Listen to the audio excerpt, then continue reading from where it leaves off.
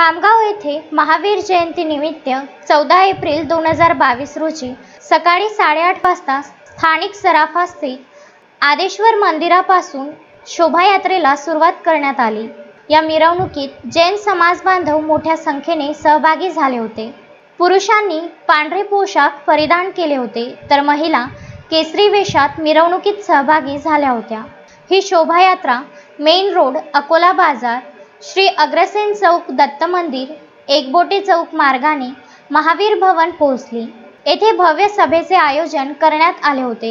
या कार्यक्रमात प्रमुख पाहुणे म्हणून डॉक्टर अशोक बावस्कर उपस्थित होते, तर सत्कार मूर्ती म्हणून अशोक सपकाळ व पुंडलिक महाराज महाले हे उपस्थित होते, ज्यांचा समाजामध्ये बहुमूल्य समाजसेवेबद्दल जैन समाजातर्फे सत्कार करण्यात आला। प्रमुख वक्ते म्हणून अशोक बावस्कर यांनी आपले मनोगत व्यक्त केले। बैठकीनंतर स्थानिक देवजी खिलजी मंगल कार्यालयात सेठ जीवनलाल वीरचंद मेहता यांच्या वतीने भोजन प्रसादाचे आयोजन करण्यात आले होते।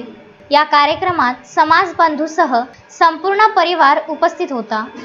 संपूर्ण कार्यक्रम यशस्वीतेसाठी नरेंद्र संकेलच्या, हिरेंद्र लोढया, मनोज शाह, डॉक्टर सुरेंद्र जैन, अक्षय विकमशी आदींनी परिश्रम घेतले।